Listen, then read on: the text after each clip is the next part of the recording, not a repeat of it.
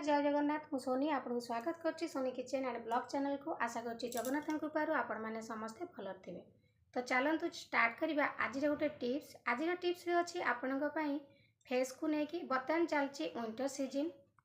तो शीत दिने फेस को होना बहुत फाटी जाई थाए पूरा धड़धड़ लगी थाए बहुत ड्राई हो जाए। तो आपन को गोटे बहुत सुंदर टिप्स देखेबी आपन को आपन सेमती लगेबे देखिबे शीत दिने आपनकर फेस बहुत सॉफ्ट रहइबो ता सहित आपनकर फेस बहुत ग्लो करिवो। तो देखंतु एठी मु नेछि नडिया तेल। आपन मार्केट रे मिलिया नडिया तेल नियंतु किंबा घरे प्रस्तुत करबा तेल नियंतु जोटा नेबे भलो काम करिवो। घरे प्रस्तुत करबा तेल आउरी भलो काम करिवो। तो तेलटा होछि आपनकर स्किन को पूरा ब्राइट करिवो ता सहित सॉफ्ट रखिवो ग्लो करिवो। नडिया तेलटू भलो जिंस आपनक फेस पई आउ किछि नै। तो शीत दिने ये गोटे बहुत सुंदर जिनस। तो खरा दिने न लगले चलिबो काना खरा दिने बहुत झाड़ बाहर थाए। तो सेति शीत दिने स्किन बहुत ड्राई हो जाए। तो सेति शीत दिन यदि आप लगेबे आपनकर स्किन बिल्कुल भी ड्राई हेबनी मॉइस्चर रहइबो स्किन पूरा ग्लो करिवो ता सहित फाटिबनी आ सॉफ्ट रहइबो। तो एबे देखंतु नै जाइछि नडिया तेल। नडिया तेल सहित एठी आपण आ गोटे जिनस मिसेई कि लगे नेबे देखिबे आपनकर फेस केते सुंदर भाबरे ग्लो करिवो। तो मु एठी हाथ रे ढाली कि नै गेली तेल।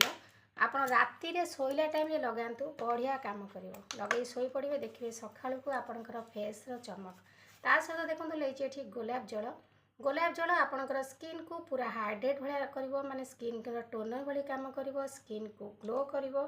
तो देखंतु एठी मु नडिया तेल जेतिकी नै थिली गोलाप जल सेतिकी नै गेली। तो दुईटा जाक जिनस को समान परिमाण रे नै जांतु नै साला परे मिसेई दियंतु। मुह रे कोनोसी मेकअप रखिबेनी लगेला पूर्व आपनक मुह को भलो भाबरे धोई नेबे।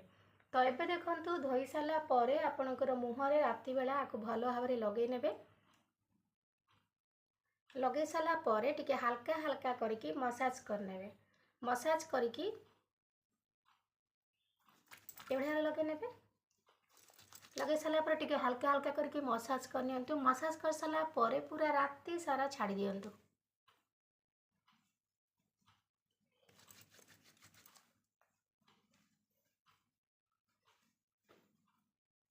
देखंतु मु लगे नै गेली। लगे साला परे ताको टिके मसाज कर नउची। भलो भाबरे मसाज कर नेबे।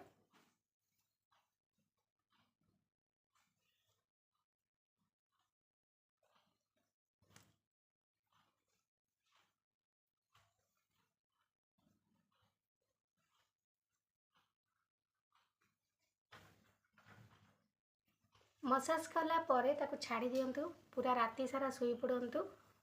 राति रे एटा आपनकर फेस रे भलो काम करिवो सेति में राति बेला लगेबे।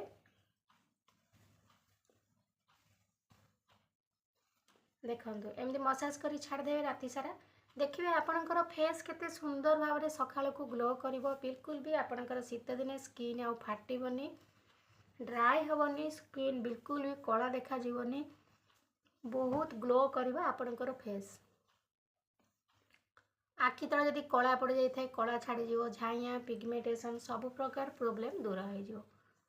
तो निश्चित भाव में शीत दिने ये सुंदर टिप्स टी अप्लाई करंतु आपनकर फेस को पूरा सॉफ्ट आउ ग्लो रखंतु।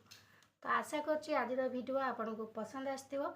जदि पसंद आस्थे लाइक करिवे फ्रेंड लिस्ट को शेयर करिवे आ चैनल जदि नुआ अछंती चैनल गोटे सब्सक्राइब करनेबे। तो आज मु विदाय नउची पुणी देखाबी आपण सहित नेक्स्ट वीडियो रे। से पर्यंत रहूची नमस्कार जय जगन्नाथ।